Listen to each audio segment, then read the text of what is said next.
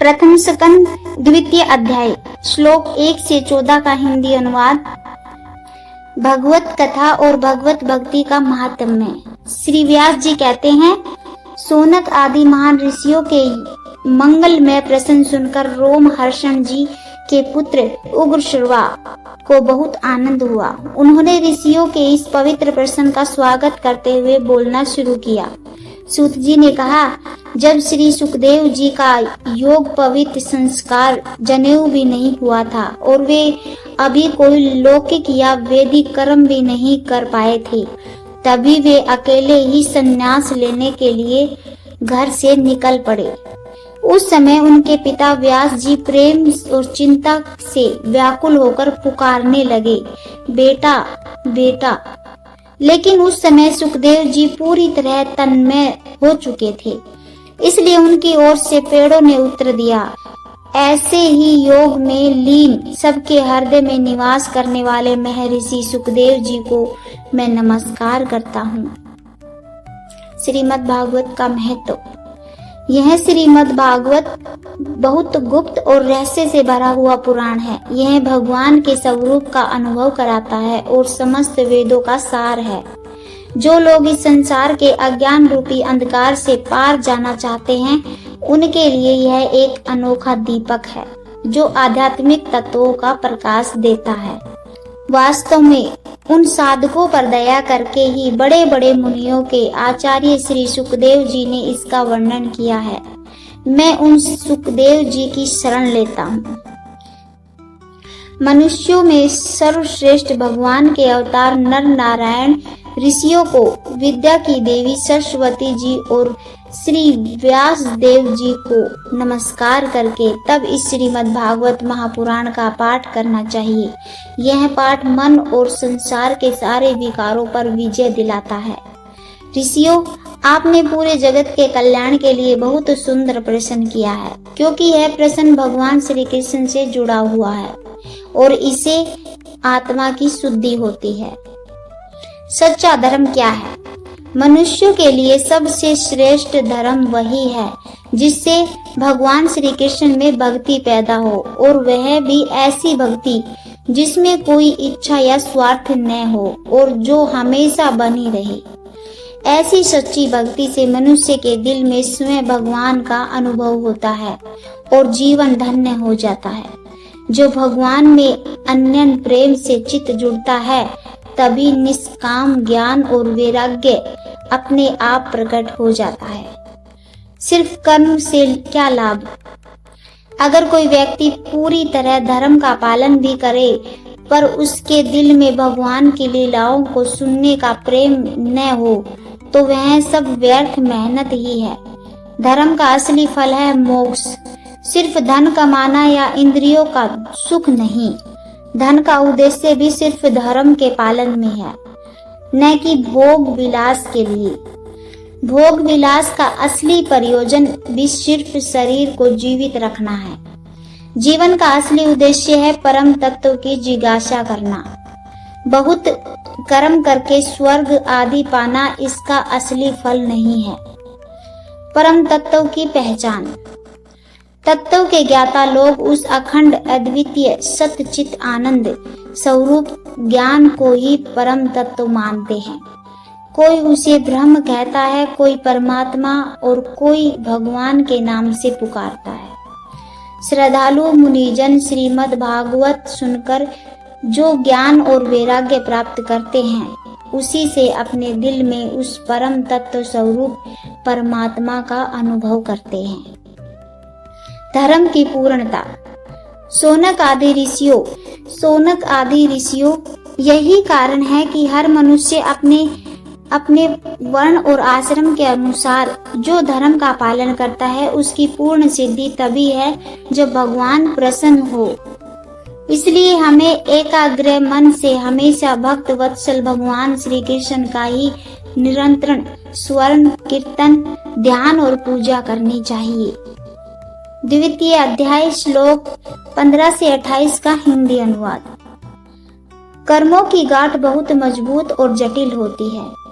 लेकिन जो विचारवान व्यक्ति होते हैं वे भगवान के चिंतन की तलवार से इस गांठ को काट डालते हैं।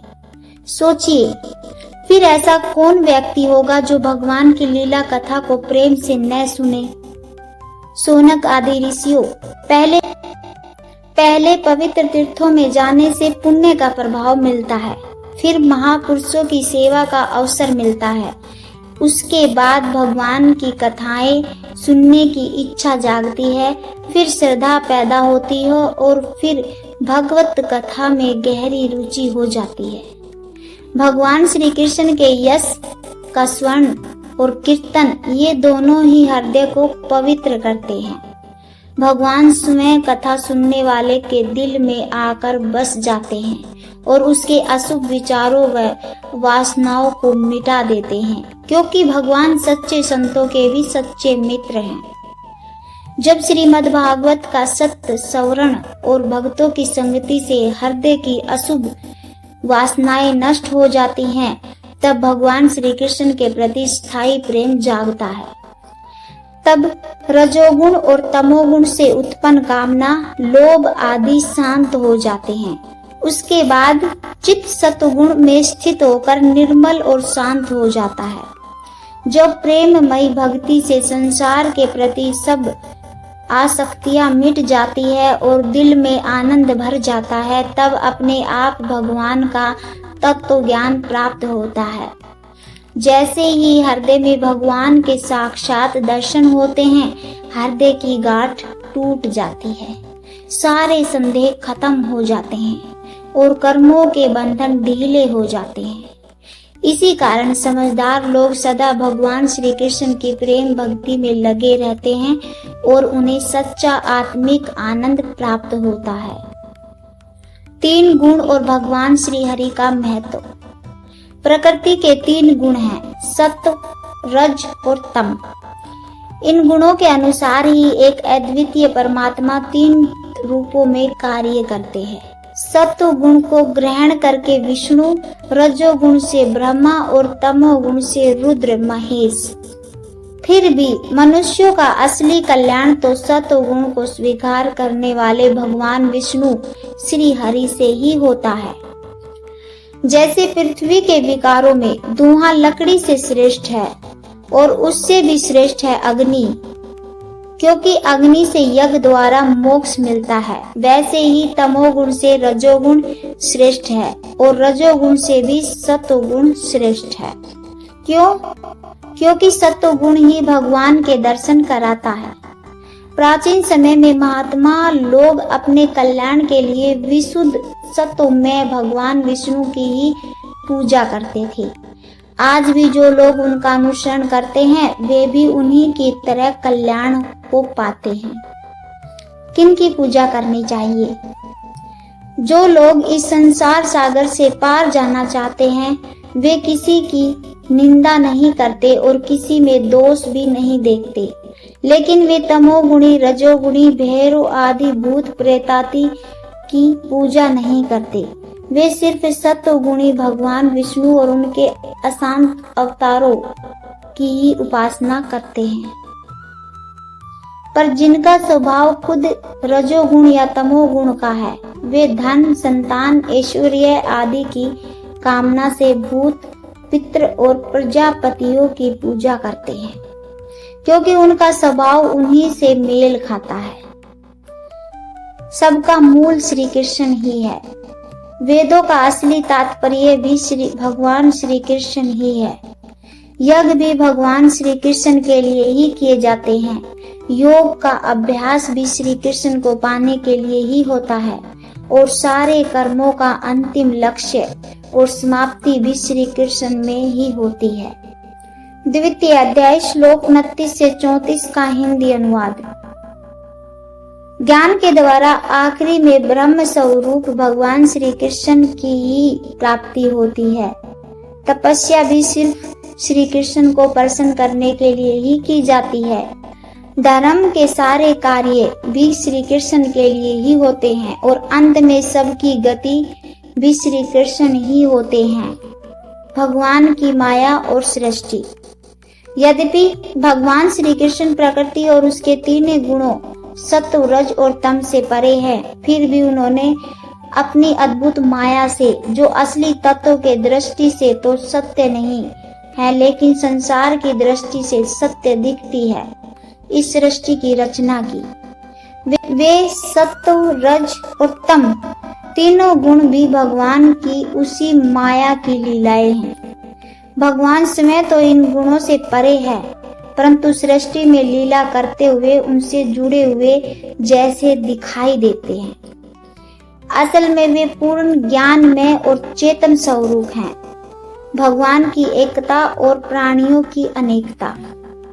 जैसे आग असल में एक ही होती है, पर अलग अलग लकड़ियों में जलने पर वह अलग अलग दिखती है, वैसे ही भगवान सब प्राणियों के अंदर आत्म रूप से एक ही हैं, परंतु जीवों की अनेकता के कारण वे अनेक जैसे दिखाई देते हैं। सृष्टि में भगवान की भूमिका।